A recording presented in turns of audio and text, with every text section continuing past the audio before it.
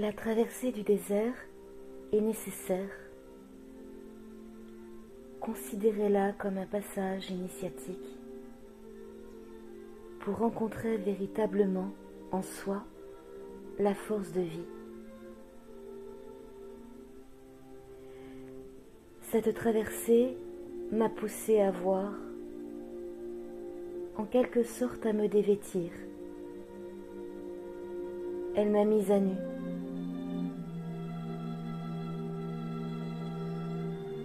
La nécessité d'être seule, car dans la solitude, il n'y a plus d'adversaire extérieur, ni de violence qui proviennent de l'extérieur, ni de manipulation, de mensonges, de jeu de pouvoir, de domination.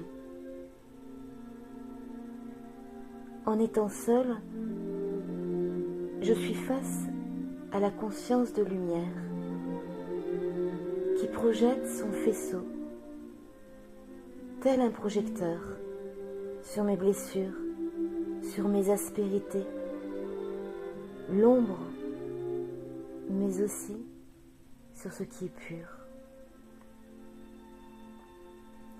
L'importance de la beauté comme manifestation de Dieu.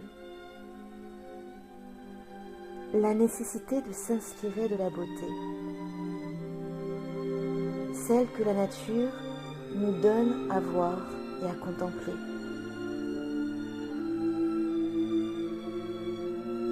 S'asseoir et faire silence pour cultiver l'intériorité.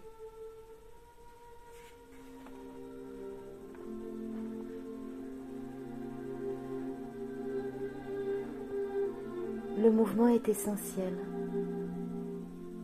La vie nous l'enseigne.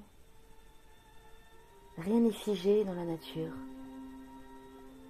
Même la montagne évolue, bouge.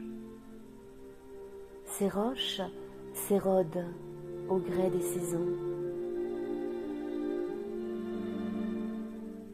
Il en est de même pour notre âme, qui est amenée à se délester de ses blessures.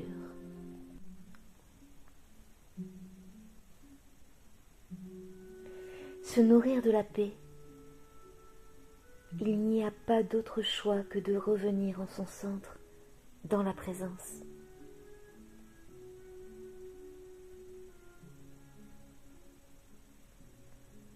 Vos proches vous feront douter de votre présence. Le mépris, la jalousie, le déni, le ressentiment peuvent s'activer si vous êtes dans un chemin d'authenticité, de recherche profonde, sans arrogance.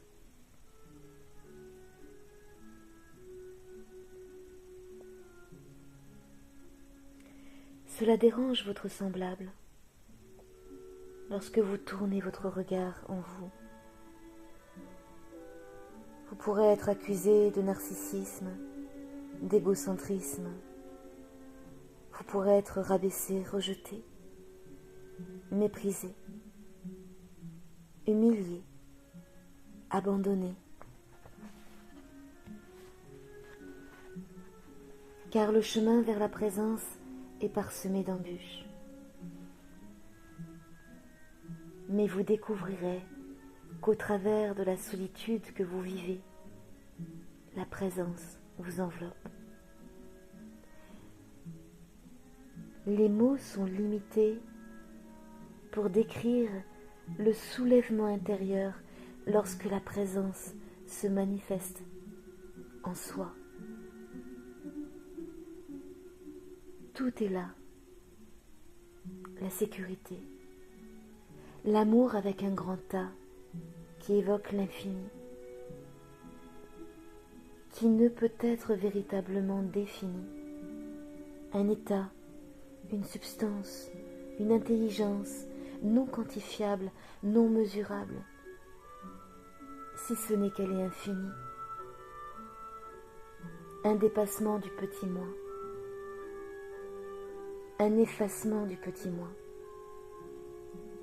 Car lorsque l'être retrouve sa dimension d'amour infini, il n'y a plus rien à faire, ni à dire, ni à prouver, ni à demander.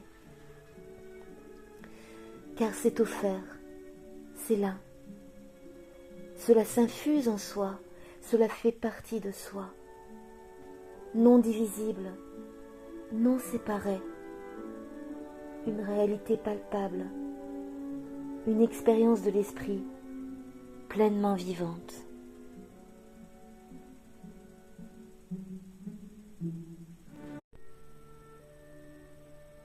Notre amour humain est lourd, limité, cassant, dissonant, bruyant.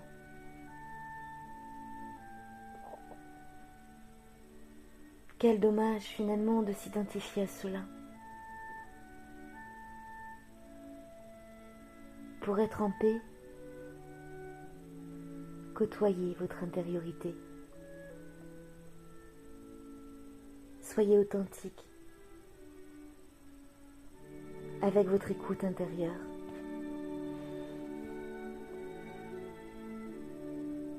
Peut-être qu'il y aura des parasitages quelquefois,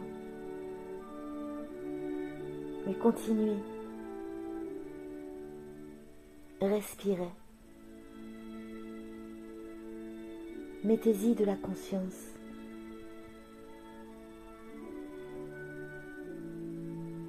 Adoucissez votre volonté.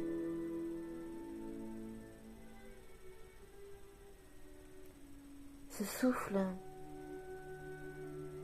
est une substance divine qui vous nourrit.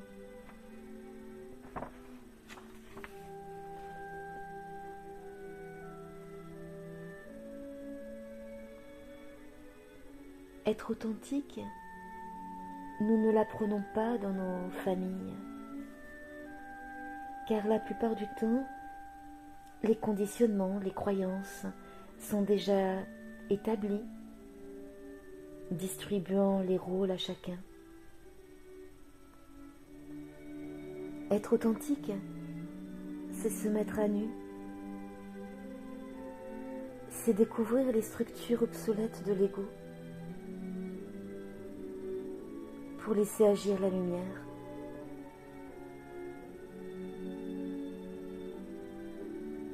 Être authentique, ce n'est pas se déclarer parfait. C'est juste s'accepter comme vous êtes. C'est aussi libérer votre parole de vérité, c'est-à-dire ce que vous ressentez dans l'amour.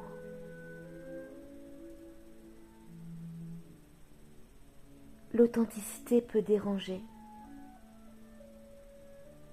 car la profondeur de l'être a ce pouvoir de faire vaciller l'organisation du monde extérieur, l'organisation aussi des familles. Face à la présence, l'ego n'existe plus. Il n'y a plus de matière, de substance. Être en présence peut être une expérience passagère. Cependant, elle imprègne tout l'être, toutes vos cellules, la structure profonde qui enveloppe toute matière interne. La présence se diffuse, elle s'infuse en vous.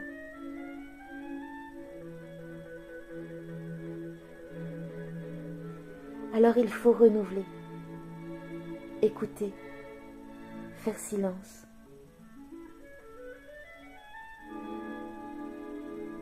Car ce n'est pas dans l'agitation que l'on rencontre la présence.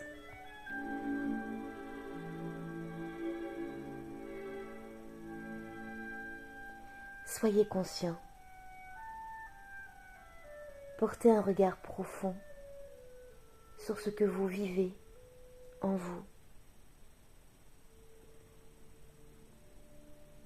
Car là où la conscience demeure, il n'y a pas de souffrance.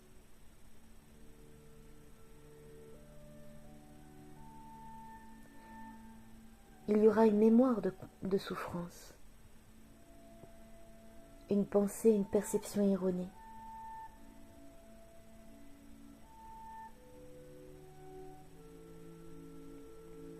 Mais la conscience, comme état,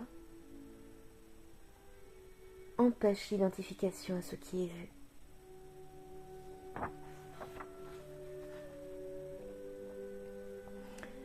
Il y a des moments dans la vie d'un homme, d'un être humain, qui correspondent à des cycles de grands changements, des années charnières, une année où tout bascule, le sentiment de mettre les compteurs à zéro, de quitter un ancien paradigme pour passer dans une autre dimension. Il y a alors comme une compression ou une accélération du temps, tout en ressentant que chaque instant a la saveur de l'éternité. Il y a comme une agitation, un bruit sourd et parfois cassant, comme si la matière implosait d'elle-même. Ce que l'on ressent comme chaos ne sont que les prémices d'une dissolution, celle de toutes les forteresses qui assiégeaient l'âme humaine.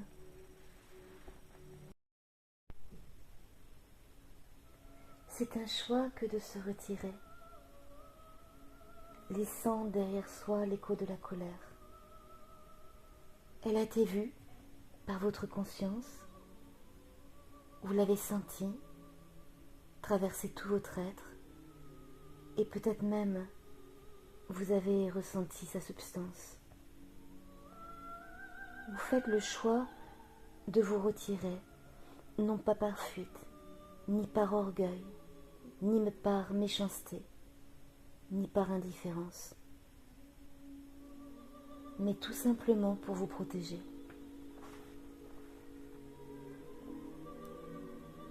Prendre du recul pour porter un regard conscient en vous, pour revenir en vous et vous édifier dans la paix. Dans toute relation, aucunement il n'y a à forcer.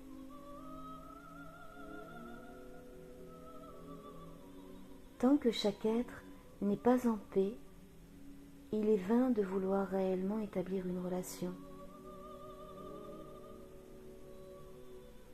Il faut déjà être conscient, faire taire la voix qui juge et légifère en soi, et qui impose à l'autre comme un couperet sa sentence. Être conscient ne suffit pas.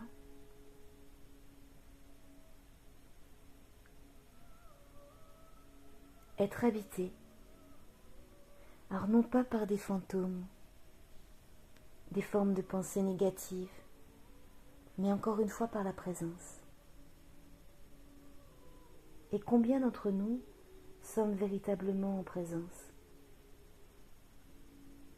Combien d'entre nous l'avons suffisamment incarné, ne serait-ce que quelques secondes?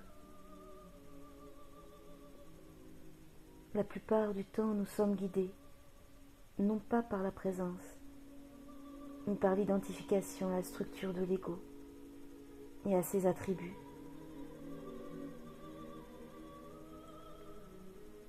Nous le nourrissons par notre appétit, nos désirs, l'avidité, la possessivité, l'esprit de pouvoir, de domination, de vanité et d'orgueil. mais aussi par l'identification à notre état d'humain souffrant dans son âme et dans son corps. Pour cultiver la paix en soi, il faut aussi savoir renoncer lorsque l'amour est incomplet.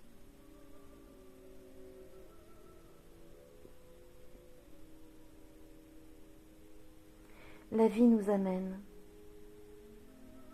à choisir ce qui nourrit l'âme et l'élève.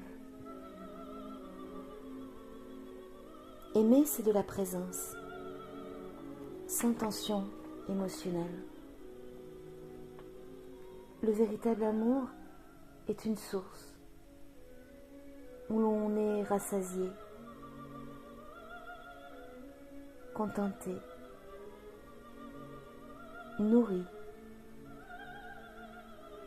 avec le désir de donner et l'immense gratitude de recevoir.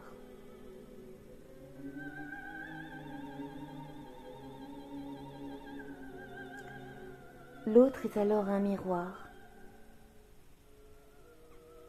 une main que l'on tient, un compagnon avec lequel on peut cheminer, en se sentant l'un et l'autre reliés à la même source. L'amour est véritable par la reliance évidente à la source.